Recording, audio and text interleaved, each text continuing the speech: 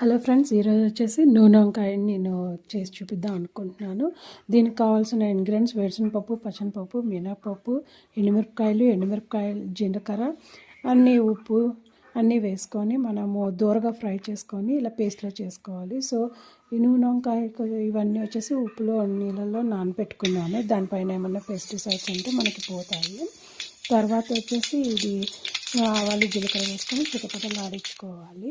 చిటపటలు ఆడిన తర్వాత ఇంకా మనము ఒక్కొక్కటి మసాలాని దింపేసుకున్న తర్వాత ఈ మసాలాలని అందులో యాడ్ చేసేయడము నూనెలోకి. దానిపైన మనకి ఏమైనా కరివేపాకు ఉంటే అది యాడ్ చేసుకుంటాము. కరివేపాకు యాడ్ చేసుకుని ఇది చూడండి, ఇలాంటి వంకాయలు అయితే అంత టేస్ట్గా బాగుండవు అనమాట. బెటర్ అవి అవాయిడ్ చేస్తే బాగుంటుంది. సో మూత పెట్టించేసుకొని సిమ్లో మగ్గించుకున్నాము. గంట పెట్టకుండా ఇలాగా కడుపుతూ ఉండాలి మధ్య మధ్యలో.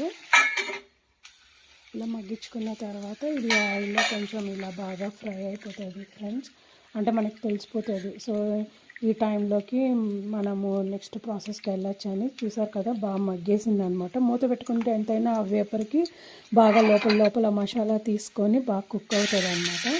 సో ఈ టైంలో రిమైనింగ్ మసాలా మనము ఏదైతే మిక్సీ పెట్టుకున్నామో వాటర్లో వేసేసుకొని దీన్ని మనము యాడ్ చేసేద్దాము, రిమైనింగ్ మసాలా అంతా.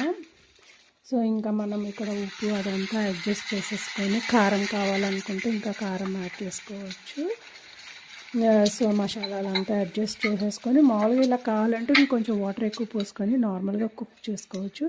లేదు నాకు టైం లేదు అనుకున్నప్పుడు జస్ట్ ఒక 2 విజిల్ పెట్టేసి ఆపేస్తే సరిపోతుంది ఫ్రెండ్స్. దీన్ని మనము అన్నంలోకి కానీ, దోశలోకి కానీ, చపాతీల్లోకి కానీ తినచ్చు. వేడివేడిగా నూనె వంకాయ రెడీ అయిపోయింది ఫ్రెండ్స్. నచ్చితే లైక్ చేయండి, సబ్స్క్రైబ్ చేయండి. Thank you for watching friends. Thank you.